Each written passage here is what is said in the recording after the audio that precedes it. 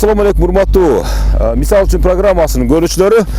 Бүгүнкү программада Ош шаарында кадимки эле мына өзүңүздөр көрүп турган таштандыны кантип алтынга айлантабыз деген демилгенин үстүндө сөз жүрмөкчү.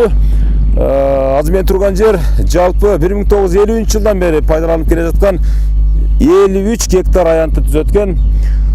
Бул жерде эми бул аянттын көпчүлүк бөлүгү мусорга, таштандыга толуп бүткөн. Азыр бир 10 гектардын тегерегинде гана бош жер калган. Шаардык бийлик буга карата ушул таштандыны жерин кеңейтүү менен дагы өзүнүн аракеттерин көрүп жатыптыр. Бүгүнкү программада бирок бул ушул таштандыны кайра иштетип, кантип экологияны тазартабыз, кантип ушул шаардын бюджетине ушул таштанды нерседен кантип акчаны кошо алабыз деген таризде сөздөр жүрмөкчү. Урматтуу Мисал үчүн программасынын көрүүчүлөрү, бүгүнкү күндө бүгүнкү чыгарылышта тагыраагы таштанды заводу качан Ошко курулат, кандай таризде курулат, кимдер курат жана ушул маселелердин тегерегинде сөз кылмакчыбыз. Ат жөнүм Мырза Казимкулов. Жакшылап карап байкап туруңуздар.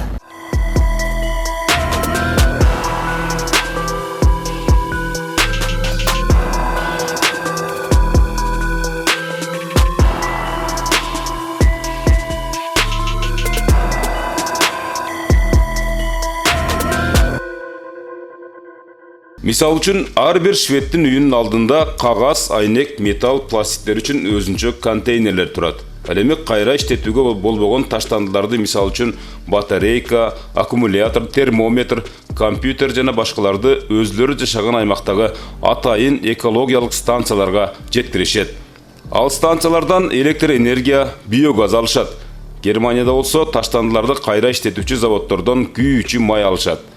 Ал эми Австрияда таштанды калдыктарын жагуу менен электр энергиясы күйүүчү майдан сырткары көп кабаттуу үйлөр үчүн жылуулук өндүрүшөт. А бизде Кыргызстанда мына ушул көйгөй эң актуалдуу нерсе. Бишкекти кышын жайын түтүн каптаган дегендей. Эми албетте демилгелер буга чейин көтөрүлүп эле келген, бирок ишке ашпаган.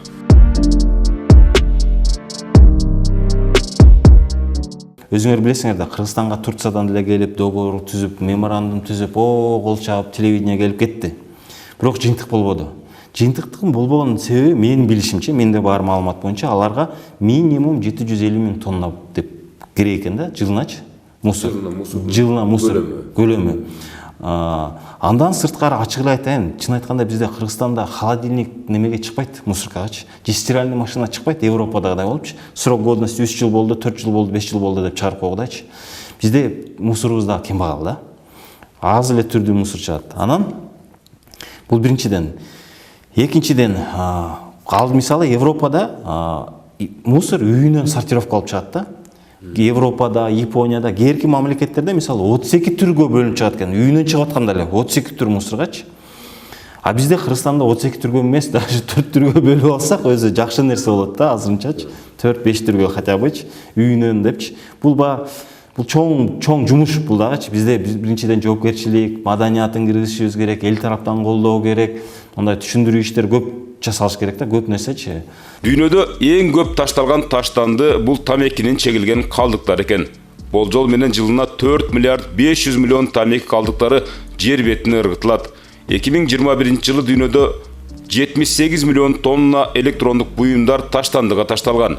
Мисал үчүн кадимки смартфондордун жараксыз таштандыга айланган бир эле батарейкасы 600 000 литр сууну ичүүгө жараксыз кылат деген маалыматтарды окумуштуулар кайра-кайра айтып келишүүдө. Biz 30 жыл көп нерсени урдатып койдук. Мезгилди урдатып койдук. Алдыга кеткенибиз жок. Коңуш өлкөлөрдү эле алалык. Бул кандай өнүгүүнү жасап алды. Ал эми келип, мына Кыргызстан башка өлкөлөргө салыштырмалуу мына жаратылыш ресурстарына аябай бай өлкө экендигибизди эч ким тана албайт да. Бирок ошону мына заманбап технологияларды колдонуу менен иштетүүнү эч үйрөнө албай калдык. Жана сиз айтып аткан калдыктар, же болбосо таштандылар. Дүйнө бүгүн калдыксыз технологиялар, безотходный производство өндүрүшкө алда канча бизден убакыт алдыга кетип калды. Биз болсо бар нерсени ошол баягы кайра иштетүүнү бир кээде саясат, кээде бир коррупциялык кызыкчылыктар үчүн гана баштабасак, анын натыйжасы бир оң нерсени көрсөтө алган жок.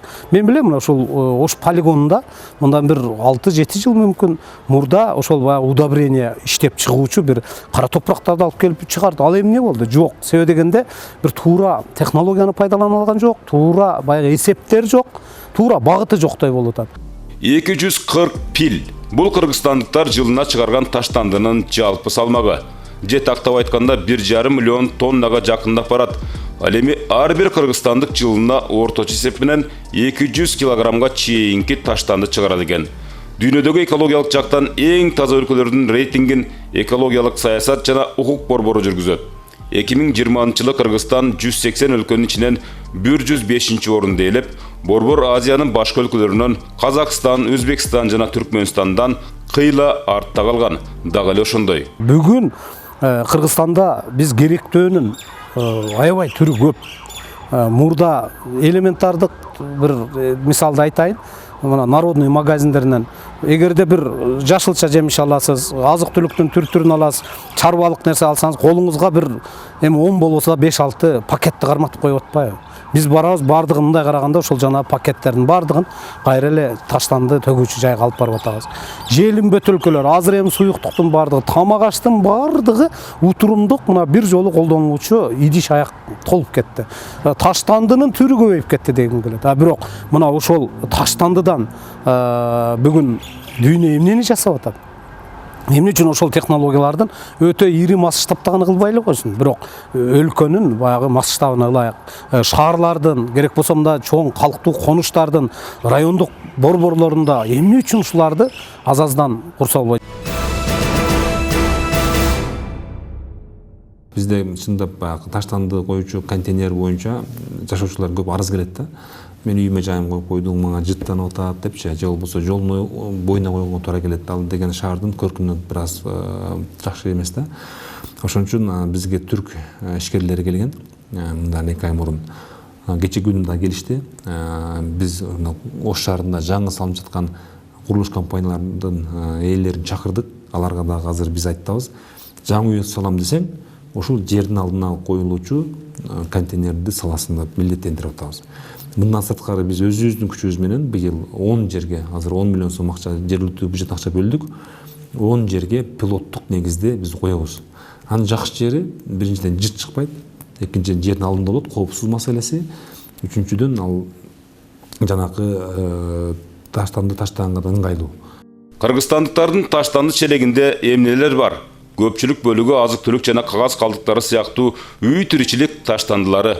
Алар калдыктардын 4-классына кирип, Улуттук статистикалык комитеттин маалыматында 2020-жылы көлөмү 2 миллиард тоннадан ашып кеткен. Калдыктардын көбү үй чарбаларынан чыккан таштандылар. Башка класстагы калдыктардын көлөмү салыштырмалуу аз, бирок алардын таасири бир кыйла коркунучтуу. 1-класска өтө коркунучтуу, мисалы үчүн сымап, термометрлер, оор металлдар. Экинчиге болсо өтө коркунучтуу, эски батареялар, аккумуляторлар, мотор майлары. Үчүнчүгө ацетон, бензин, марганец жана башка ушул сыяктуу орточо коркунучтуу заттар кирет. Булар экологияга олуттуу өзгөртүүлөрдү алып келип, калыбына келтирүү үчүн жок эле дегенде 30 жыл талап кылынса, ал эми кээ бир учурларда калыбына келтирүү процесси такыр эле жок эсе. Бул Ош шаарындагы таштан таштоочу жай, бул таштан таштоочу жай ушу Сайыз убагынан бери 53-жылдардагы таштан жайга берилип кеткен жер экен. Ошол убакта таштандыга деп 53 гектар жер каралган. Бүгүнкү күндө 53 гектар жердин биз 30 гектары ушундай пайдаланууга берилип, пайдаланып бүгүнкү күндө. Бирок таштанды полигонубуз көрүп тургандай шаарыбыз бир аз чоңоюп, жашоочулардын саны Ош шаарында көбөйгөндүктөн полигонубуз бүгүнкү күндө толду. Бул жерде высоколт линиялар өткөн, высоколт линияларга уже жетип калган жер аз эле калды. Ошого тез арада биз таштанды полигонун куруш керек. Бул бир эле таштанды полигонун куруп койбостон, таштанды полигону кошуп, таштанды куруу заводдорун кошо курбаса, акыркы жылдарда шаарда ушундай таштанды өтө көп чыгып атат. Себеби бул таштанды өнүккөн мамлекеттерде кумтөр сыяктуу эле ошо таштандыдан айлык майындарды көбөйтүп, таштандыдан ушу бюджет толтуруп ушундай иштерди алып барса болот экен. Ош шаарынын тургундары эң көп таштанды чыгаруучулар жылына бул дээрлик 420 000 тонна таштанды. Ош шаары биринчи орунда турганынын себеби ага жакын жайгашкан бардык аймактардын таштандылары борборго чогулат. Ал эми Бишкек шаарына 4 гана райондун таштандылары төгүлөт. Азыр полигондорду ала турган болсок, Бишкектеги полигонду, Оштогу полигондорду ала турган болсок, эч кандай бир сорттосуз эле ыргытылып жатат да. Башаламан. Азыр ошол териси деле, пластик эми бөлүнөт да, айыл чарба эмеси, анан строй материалдар, мисалы үчүн стройкага тиешелүү материалдар, таштандылар. Андан кийин ошол пластикалык, анан ишелер, кагаздар, ушулар бардыгы аралашып жатат да. Бул эми өтө чоң зыян болуп калып кетет. Элементарный ала турган болсок, биздин мына жарыктыкты бере турган энергияны, лампаны ала турган болсок, аны ыргыта турган болсок, атайын ону немеде өзү баягы стандартта атайын ону бир жерге сакташ керек да. Ону баягы мусорго алып ыргытып жүргөнгө болбойт. Андан атайын сымап бөлүнүп чыгат да. Баягы нурду чачыратыш үчүн сымап онун ичине катылган.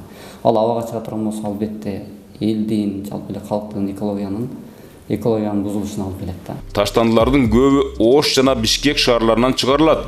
Жарымына жакыны таштанды челектерине ыргытылса, ар бир 4-чү жаран таштандыларды өрттөп, экологияга олуттуу зыян келтирип, абанын булганышына себепкер болууда. Азыркы күндө атайын биздин ишкана тарабынан, мэрия тарабынан да буга чындыгында күчтүү киришип атабыз.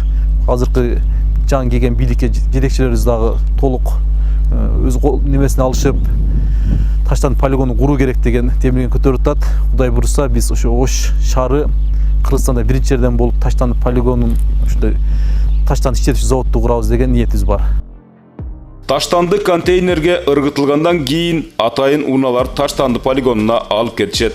Ал жерден өзүнөн өзү тутанып, өрт пайда кылган метан газдары пайда болуп, абаны абдан булгайт дешет экологдор. Айтымында жерге көмүлгөн же жөн эле бир орунда чогула берген таштандылардын жер астындагы сууларга өтүп кетүү коркунучу бар. Ал гана эмес, бул ошол жердин курамын бузат. Натыйжада бак-дарактар, жер-жемиштер көп жылга чейин өспөй калат. Мисалы үчүн жер астында калган пластик 400-500 жылда араң гана жок болушу мүмкүн экен. Чар жай төгүлүп, кароосуз калган болсо, ушу кар жааганда башка себептер менен жерге сиңет. Жер алдындагы суулар бар, башка бар. Көмүр жакканда кыштын күнү экологияны бузган негизги ошо транспорт каражаттары менен кыштын күнү ошо от казандар. Көмүр жаккандан абаны булгайт. Негизги ушул булактар ушу. Анан жаздын күнү ушу чаңдан транспорттордун жүргөнүнөн. Коронавирус пандемиясы дүйнөнү каптап, оорунун шарттарына ылайык ар бир адам бет кап тагып жүрүүсү талап кылынган.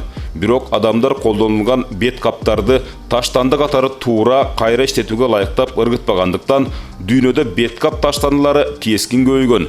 Мисалы үчүн 2019-жылы бир жолу колдонулуучу медициналык бет каптын дүйнөлүк сатылышы $800 миллион түссө, 2020-жылы $166 миллиард көтөрүлгөн. Мурун пластикалык таштандылар планетага зыян алып келсе, азыркы учурда бет кап таштандылары андан бетер коркунучтуу. Бет каптар жер бетинде же топурак астында 500 жылга чейин чирибегендиктен аларды кайра иштетүүгө жиберип туруу керек. Бул кыргызстандыктар үчүн дагы абдан маанилүү. Ойлоп атам, тездетишибиз керек депчи. Канчалык тез бүтсө, мен ойлоом бойлуу дегенден алысмын. Мен план түзүп алайлы, бир сыра өзүбүзгө дагычы көрүп алайлы, эмне болот экен, кандай болот экен. Бизде план болуш керек, аягында эмне, жыйынтыгында эмне алабыз. Ошо жыйынтыгын азыр биз чечтик.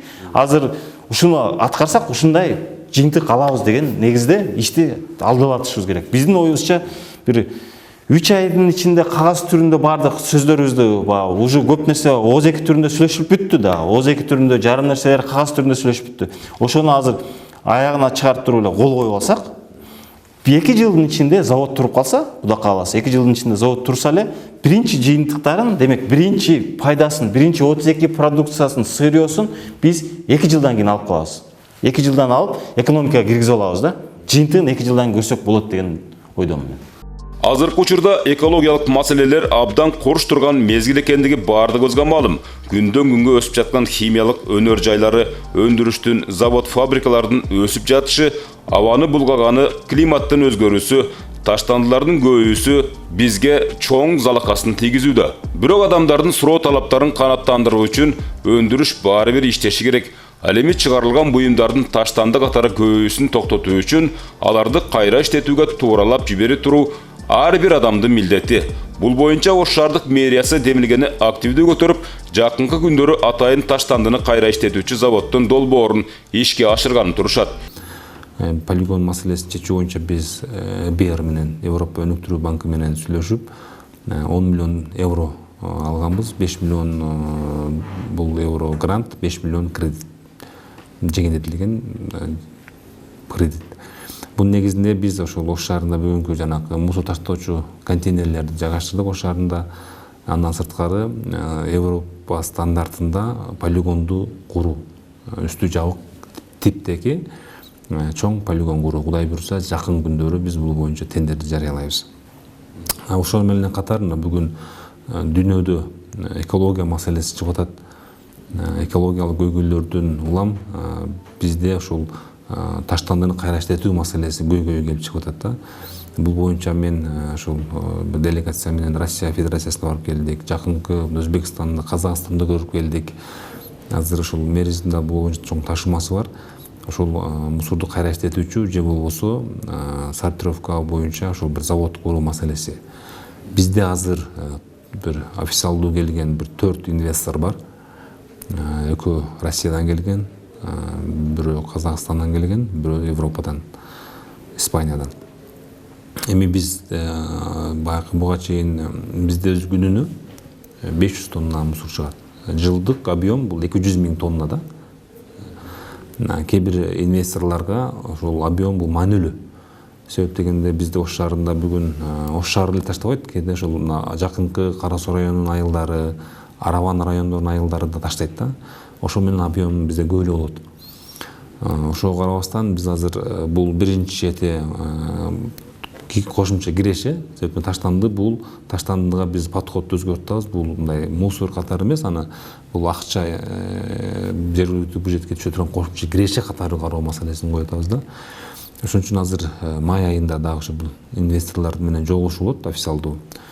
Ошого карап туруп биз эң биринчи экологиялык коопсуздук, экинчи жергиликтүү бюджетке түшүүчү каражатты эске ошол критерийлер менен анан жумушчу орундарын түзүү максатында ишти баштап атабыз. Белгилей кетсек, Ош шаарында келечекке татыктуу шаар Ош шаарын 2022-25 жылдарга өнүктүрүү программасы старт алган. Долбоордун негизинде өзгөчө маанилүү делген маселелердин бири болгон таштанды төгүлүүчү санитардык полигонду реабилитациялап, таштандыны кайра иштетүүчү заманбап завод куруу боюнча инвестор тартуу иштерин турмушка ашыруу. Жеке пикиримди дайым ачык эле айтам. Мурдагы мэр, андан мурдагы мэрдин эле программасын көчүрүп келип, кийинки мэр ошону эле жасап жүргөнүбүздөн кайталы бул жерге бир кыйла сунуштар киргизилди, акыры кабыл алынды, жакшынакай бир китепче болуп таркатылды. Ар бир мамлекеттик эле эмес, жеке сектордагы ишкана уюмдар ошо шаардын өнүгүүсү үчүн ошол программаны аябай жетекчилик алып, ошол жердеги мүмкүнчүлүктөрдү өзүнүн пайдасын иштетип ала турган шарттар бар да. Ошону чоң пропаганда кылыш керек, коом билиш керек, ушундай программа бар экендигин. Ошонун ичинде жанагы бизде кайра иштетүү өндүрүшүн жолго салуу боюнча дагы мерчемделген жакшы программалар бар. Мисалы үчүн башка өлкөлөрдүн мисалында Германияда, Швецияда, Швейцарияда ар бир үй бүлө үчүн өзүнчө контейнерлер коюлуп, пластикти өзүнчө ташташат, жана үй чарба буюмдарын өзүнчө ташташып, бүт бөлүнгөн контейнерге жүктөшөт. Ал эми бизде тилекке каршы шартка ылайык бул жердеги ошол анча-мынча кичи бир баягы күнүмдүк турмуш иретинде өзүн өзү багуу максатында айрым жарандарыбыз келип мынтип каптарга топтоштуруп, анан тиешелүү ушул жердеги чакан цехтерге алып барып тапшырышып, ал жерден болсо кадимки эле биздин үй шартында колдонуучу буюм тайымдар чыгарылат. Эми келечекте биз жогоруда сөз кылган таштанды заводу ишке кирип кала турган болсо, анда автоматташтырылган система, завод өзү мына ушундай таштандынын түрлөрүн бөлүп алып туруп, анан керектүү буюм-тайымдарды иштеп чыгарып, жада калса тактайдагы кадимкидей тактайдагы чыгарганга мүмкүнчүлүк түзүлөт деген жогоруда кесипкөйлөрдүн дагы маалыматтарын сиздерге дагы бир жолу билдирип коелу. Таштанды заводдун куруу демилгеси Ош шаардык мэриясынан эгер ишке ашпай турган болсо, анда Кыргызстандын тарыхында эң алгачкы Ош шаарында курулду деген бир тарых болуп жазылып каларында шегибиз жок. Ошондуктан урматтуу телекөрүүчү, таштандыны дагы алтынга айлантуу өзүбүздүн колубузда, өзүбүздүн мүмкүнчүлүгүбүздө экендигин эске саламын. Бул мисал үчүн программасы болду. Кийинки жумадан жолукканга чейин эсен аман туруңуздар.